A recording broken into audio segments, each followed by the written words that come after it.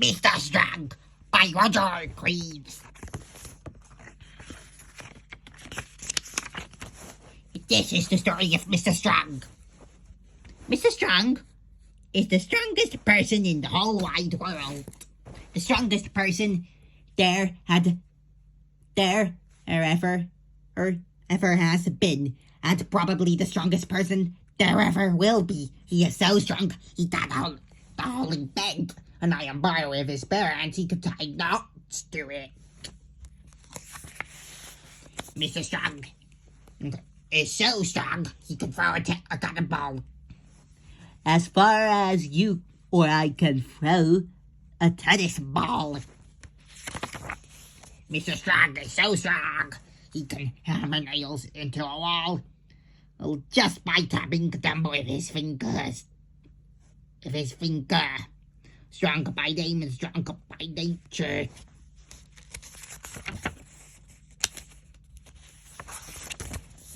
And would you like to know the secret of Mr. Strong's strength? Eggs. The more eggs Mr. Strong eats, the stronger he becomes. The stronger and stronger and stronger.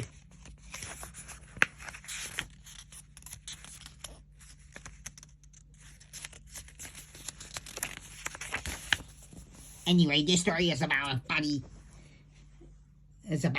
thing that happened to Mr. Strong one day. That morning, he was having breakfast, and for breakfast, he was having eggs, followed by eggs. And to finish off, he was having, guess what? That's right, eggs. That was Mr. Strong's normal breakfast. After his eggy breakfast, Mr. Strong cleaned his teeth, and as usual, he squeezed all the toothpaste out of the tube. And as usual, he cleaned his teeth so hard, he broke his toothbrush. Mr. Strong gets through a lot of toothpaste and toothbrushes. After that, he decided to take a walk. He put on his hat, and he opened the front door of his house. Crash! What a beautiful day, he thought to himself, and stepping outside his house, he shut his front door. Bang! The doorbell fell off its hinges. Mr. Strong gets through a lot of front doors. Get me, Strong! Went for his walk. He walked through the woods, but he wasn't looking. He was going. And walk slap bang into a huge tree. Crack! The huge tree trunk snapped up, and the tree thundered to the ground. Whoops, said Mr. Strong. He walked into town, and again, not looking where he was going, he walked, slap bang, straight into a bus. Now, as you know, if you or I were to walk into a bus, we'd get run over, wouldn't we? Not Mr. Strong. The bus stopped, as if it had ran into a brick wall. Whoops, said Mr. Strong. Eventually, Mr. Strong walked through the town and out into the country to a farm. The farmer met him in the road, looking very worried. What's the matter? asked Mr. Strong. It's my cornfield, replied the farmer. It's on fire, and I can't put it out. Mr. Strong looked over the hedge, and sure enough, the cornfield was blazing furiously. Water, said Mr. Strong. We must get water to put out the fire, but I don't have enough water to put out a whole field out, cried the worried farmer. And there's the water is down the river, and I don't have a pump. Then we'll have to find something else.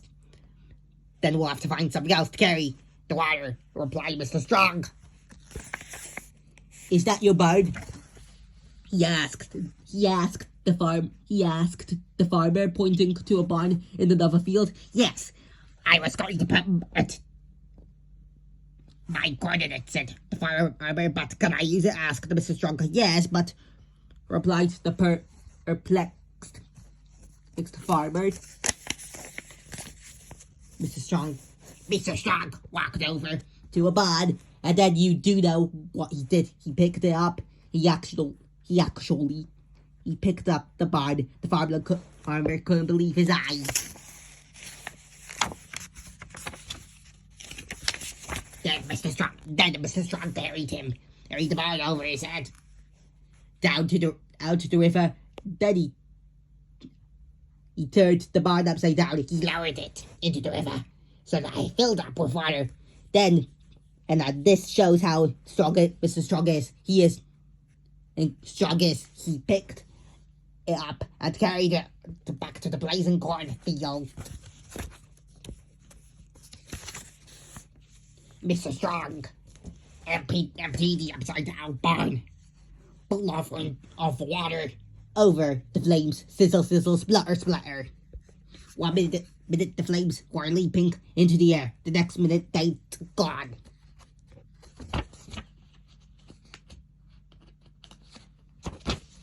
However, can I thank you? The farmer asked Mr. Strong. Oh, it was nothing, remarked Mr. Strong modestly. But I must find some way to reward you, said the farmer. Well, said Mr. Strong, you're a farmer, so you must keep chickens. Yes, loads, said the farmer. And chickens lay eggs, went on Mr. Strong. And I rather like eggs. Then you shall have as many eggs as you can carry, said the farmer. I took Mr. Strong over to the farmyard. Mr. Strong said goodbye to the farmer and thanked him for the eggs, and the farmer thanked him for helping. Then Mr. Strong, just using one finger, picked up the eggs and went home. Mr. Strong put the eggs carefully down on his kitchen table and went to close the kitchen door. Crash! The door fell off its hinges. Whoops, said Mr. Strong, and sat down. Crunch! Chair fell into bits. Whoops, said Mr. Strong, and started cooking his lunch. And for lunch, he was starting with eggs, followed by an egg or two, and then eggs. And then for his pudding he was having, well, can you guess? If you can, there's no need to turn the next page over to find out that he was having ice cream. Ha ha ha! The narration was by me, Popeye the Sailor Man.